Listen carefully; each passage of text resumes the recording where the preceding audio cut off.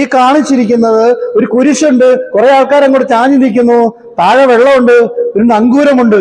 ഇതെല്ലാം കാണിച്ചിരിക്കുന്നത് നമ്മുടെ പ്രതിസന്ധികളില്, കടല് പോലത്തെ പ്രശ്നത്തിൽ യേശു നമ്മുടെ അടുത്തേക്ക് ചാഞ്ഞു വന്നിരിക്കുകയാണ്.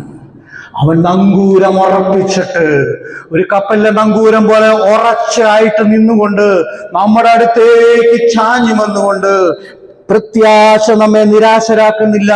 പിലിഗ്രിംസ് അപ്പോ പ്രത്യാശയുടെ തീർത്ഥാടകരാണ് നമ്മൾ ഓരോരുത്തരും. Hallelujah, hallelujah, hallelujah. ഒന്ന് പറഞ്ഞേ ഹല്ലേലൂയ, ഹല്ലേലൂയ.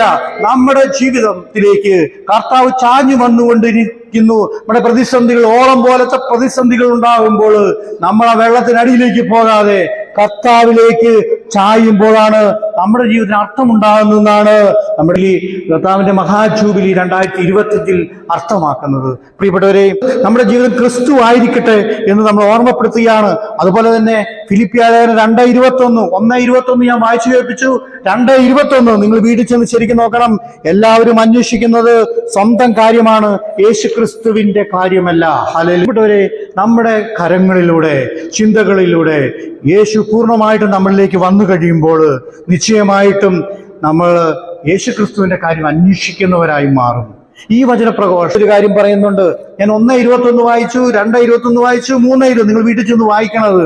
3:21 എന്നാൽ നമ്മുടെ പൗരത്വം സ്വർഗത്തിലാണ്. Hallelujah, hallelujah. ഒരു രക്ഷകനെ, കർത്താവ് യേശു ക്രിസ്തുവിനെ നാം കാത്തിരിക്കുന്നു. സകലത്തെയും തനിക്ക് കീഴ്പ്പെടുത്താൻ കഴിയുന്ന ശക്തി വഴി അവൻ നമ്മുടെ ദുർബല ശരീരത്തെ തന്റെ മഹത്വമുള്ള ശരീരം പോലെ രൂപാന്തരപ്പെടുത്തും. ഇതാണ് പ്രത്യാശയുടെ തീർത്ഥാടകരായ നമ്മൾ മനസ്സിലാക്കേണ്ടത്. ഞാൻ ഒന്നുകൂടെ വായിക്കാം. ഇതാണ് കർത്താവ് യേശു ക്രിസ്തുവിനെ നാം കാത്തിരിക്കുന്നു. യേശുവിന്റെ രണ്ടാമത്തെ വരവ് സകലത്തെയും തനിക്ക് കീഴ്പ്പെടുത്താൻ കഴിയുന്ന ശക്തി വഴി, എല്ലാത്തിനെയും രോഗത്തെയും പാപത്തെയും തിന്മയെയും സാത്താനെയും കീഴ്പ്പെടുത്തുവാൻ കഴിവുള്ള ശക്തി വഴി അവൻ നമ്മുടെ ദുർബല ശരീരത്തെ തന്റെ മഹത്വമുള്ള ശരീരമായി രൂപാന്തരപ്പെടുത്തും. ഇതാണ് പ്രിയപ്പെട്ട നമ്മുടെ പ്രത്യാശ. ദൈവരാജ്യത്താണ് നാം ജീവിക്കുന്നത്. ഇപ്പോൾ നമ്മുടെ കുടുംബത്തിലാണ്, നമ്മളായിരിക്കുന്ന സാഹചര്യത്തിലാണ്. നീതി, സമാധാനം, പരിശുദ്ധമുള്ള സഹവാസം ഇപ്പോഴാണ്, മരിക്കുന്നതിന് മുമ്പാണ് കിട്ടേണ്ടത്. ഇവിടെയാ കിട്ടേണ്ടത്, ഇതാ ഇവിടെ അനുഭവിക്കേണ്ടത്.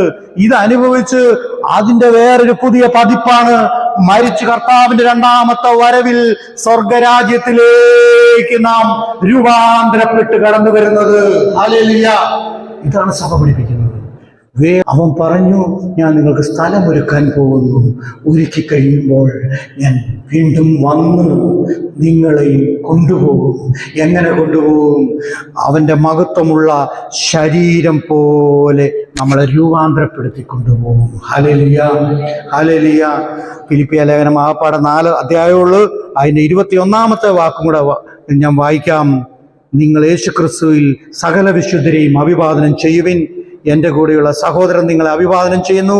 എല്ലാ വിശുദ്ധരും, പ്രത്യേകിച്ച് സീസറിന്റെ ഭവനത്തിൽപ്പെട്ടവർ നിങ്ങൾ അഭിവാദനം ചെയ്യുന്നു. നമ്മുടെ കർത്താവായ യേശു ക്രിസ്തുവിന്റെ കൃപ നിങ്ങളുടെ ആത്മാവോടുകൂടി ഉണ്ടായിരിക്കട്ടെ. ഹല്ലേലൂയ. വിശുദ്ധ വേദപുസ്തകം അവസാനിക്കുന്നതും ഒരു വാക്കുപയോഗിച്ചാണ്. വെളിപാടിന്റെ പുസ്തകം 21 പറയുന്നു, കർത്താവായ യേശു ക്രിസ്തുവിന്റെ കൃപ എല്ലാവരോടും കൂടി ഉണ്ടായിരിക്കട്ടെ. പ്രിയപ്പെട്ടവരെ, യേശുവിന്റെ കൃപയ്ക്കായിട്ട് നമുക്കൊരുങ്ങാം. യേശുവിന്റെ അനുഗ്രഹത്തിനായിട്ട് നമുക്കൊരുങ്ങാം. യേശുവിന്റെ